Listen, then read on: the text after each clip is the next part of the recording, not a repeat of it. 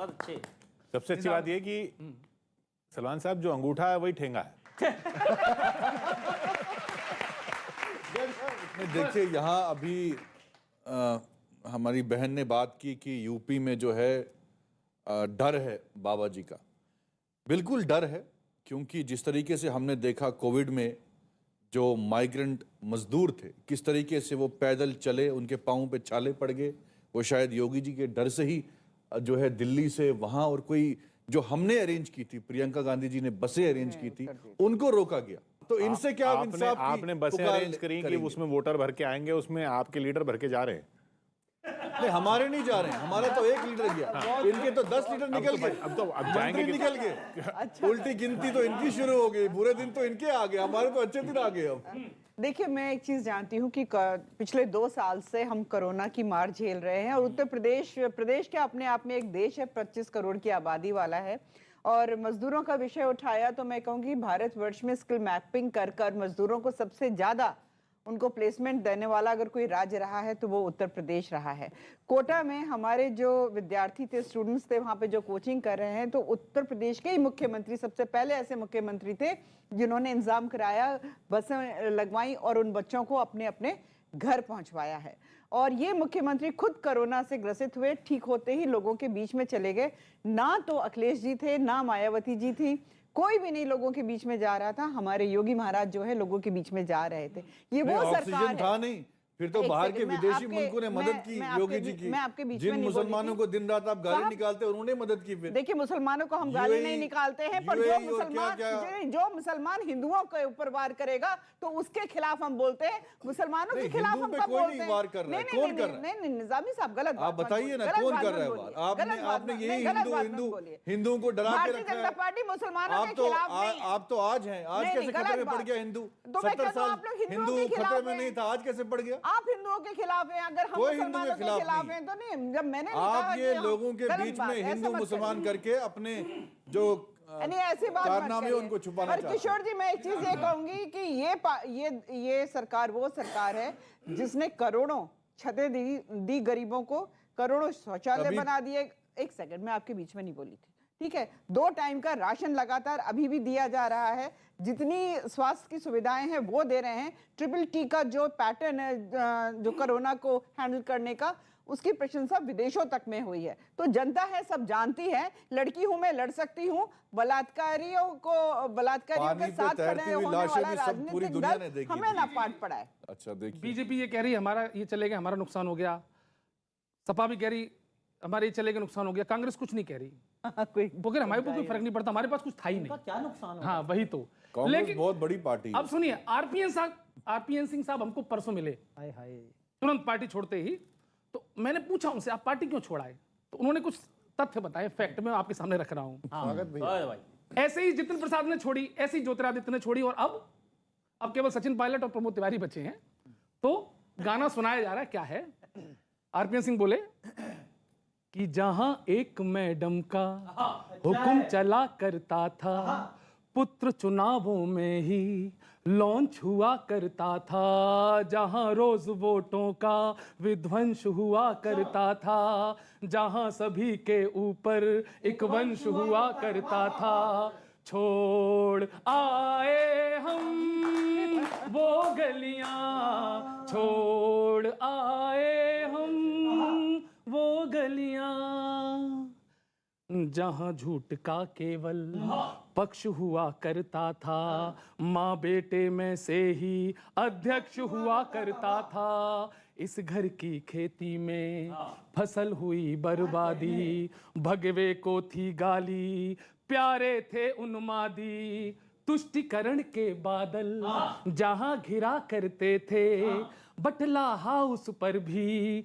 अश्क गिरा करते थे, गठबंधन में रहकर लूट हुआ करती थी, सीएम की कुर्सी पर फूट हुआ करती थी, छोड़ आए हम वो गलियां, छोड़ आए हम वो गलियां। और कारण जहां न कोई नीति, जहां न कोई लज्जा, जहां जमीनों पर था दामाद श्री का कब्जा, जहां सदन में नेता सुप्त हुआ करते थे, देश आपदा में हो लुप्त हुआ करते थे। अरे जहां भाषणों में यूं आंकड़े गिना करते थे, अंक गणित के टीचर शीश धुना करते थे, जेब फटी दिखलाकर नजर छला करती थी, गले मिला करते थे, आंख चला करती थी, छोड़ आए हम वो गलियां, छोड़ आए हम। और आरपीएन साहब और तमाम कांग्रेस को छोड़कर आने वाले नेताओं का आखिरी दर्द सुन लीजिए। जहां पाक की भाषा रोज बुला करती थी, मोदी को गाली में जुबां खुला करती थी, जहां देश की जनता चीट हुआ करती थी, बीजिंग के लोगों से मीट हुआ करती थी, जहां इन्हीं कर्मों से सोच बटा करती थी, हर एक इलेक्शन में फिर सीट घटा करती थी, जहां नया अब कोई स्वांग रचा ना पाए, भाई बहन भी मिलकर साख बचा ना पाए, छोड़ आए हम वो गलियां। बहुत बढ़िया। बहुत अच्छे, बहुत शानदार। इतनी सारी गलियां छोड़ी भैया। गलियां छोड़ने के इतने सारे कारण बता दिए, निजामी साहब ना छोड़ जाएं। अरे वाह भाई वाह, भाई वाह। नहीं, अखिलेश जी ने कह दिया भाई आप जगह नहीं है। नहीं, देखिए राजनीति में होता है, कोई आता है कोई जाता है, और इसमें ऐसा नहीं कि कांग्रेस से ही गए, भाजपा के भी इतने मंत्री जो हैं निकल गए, सपा के भी। लेकिन जो आइडियोलॉजी पे यकीन रखता है, अभी इलेक्शन के टाइम पे जो चले जाता है वो तो अपॉर्चुनिस्ट हो गया ना, उसको सत्ता की लालच है, वो चला गया। अभी कांग्रेस में इन्होंने बात की कि 2 लोग जो हैं खानदानी वो अध्यक्ष बनते हैं। सीताराम केसरी जो हैं कांग्रेस पार्टी के अध्यक्ष थे, वो तो गांधी परिवार के नहीं थे। सुभाष चंद्र बोस कांग्रेस के अध्यक्ष थे, वो पार्टी नहीं। मनमोहन सिंह जो हैं वो गांधी परिवार से नहीं थे, उनको प्रधानमंत्री बनाया। तो ऐसा नहीं है जो आप जैसे भाई ने कहा व्हाट्सएप यूनिवर्सिटी में जो फैलाया जा रहा है वो हकीकत नहीं है। तो कांग्रेस पार्टी में हर धर्म के, हर जात के लोगों को प्रमोट किया जाता है, और आपकी जाति वो इच्छा है आप भाजपा में जाइए। हम लोकतंत्र में विश्वास रखते हैं, कांग्रेस में भी लोकतंत्र पे जो है हम यकीन रखते हैं और विश्वास रखते हैं। जो आता है जाता है वो चलता रहता है, पार्टी कभी खत्म नहीं होती है किसी जात से। वो ठीक होता है, वो अवसरवादी नहीं होता। नहीं, जो आएगा जाएगा तो चलता रहता है पार्टी में। लेकिन हमारा फोकस जो है जो आए उसको वेलकम है। हाँ, उसकी विचारधारा कैसी है, जो कम्युनल ना हो, सेकुलर विचारधारा की जिसको हो उसको हम वेलकम करते हैं। बस इसी बात को मैं बताता हूँ। आखिर में मैं एक अलग प्रयोग सुनाता हूँ आप लोगों को, बहुत अच्छा लगेगा। क्या हुआ कि कोविड भी बहुत हुआ, दल बदल भी बहुत हुआ, तो मैंने दोनों को मिक्स कर दिया। तो कोविड और दल बदल को मिक्स करने के बाद क्या निकला है सुनिएगा। और सियासी पार्टियों के लिए मानो नीम पे चढ़ा करेला है। जब से चुनाव का सीजन आया, ये दल बदल वायरस बड़ी तेजी से फैला है।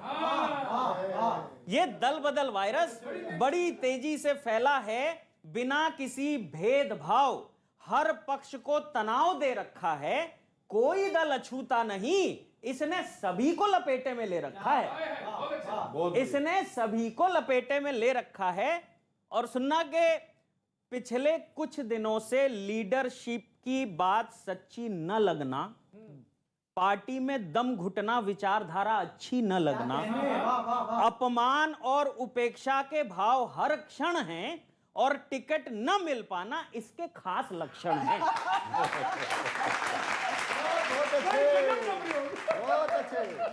और टिकट न मिल पाना इसके खास लक्षण है। और जांच तो सुन करके आप तीनों ठहाके लगा पड़ेंगे। इसके टिकट न मिल पाना इसके खास लक्षण हैं। इससे संक्रमित व्यक्ति फिर विभिन्न पार्टियों के लैब में जुगाड़ का RT-PCR कराता है।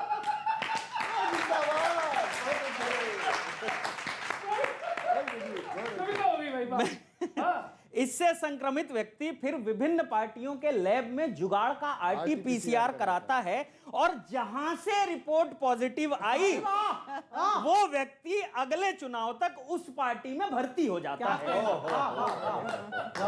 वो व्यक्ति उस पार्टी में भर्ती हो जाता है। हमारी पार्टी में तो ऐसा कोई नहीं आया अभी तक पॉजिटिव केस। उस पार्टी में भर्ती हो जाता है। तो सर रिपोर्ट भी तो पॉजिटिव आनी चाहिए। उसके संपर्क में आए लोग भी प्रभावित हो जाते हैं। फलस्वरूप वो सब भी उसके साथ ही चले जाते हैं। बहुत अच्छे, बहुत अच्छे, बहुत अच्छे। फलस्वरूप वो सब भी उसके साथ ही चले जाते हैं। इस वायरस का असर भी बड़ा जोरदार है। पुरानी पार्टी में प्राप्त मंत्री पद शपथ की वैक्सीन भी इसके आगे बेकार है। अच्छा है भाई,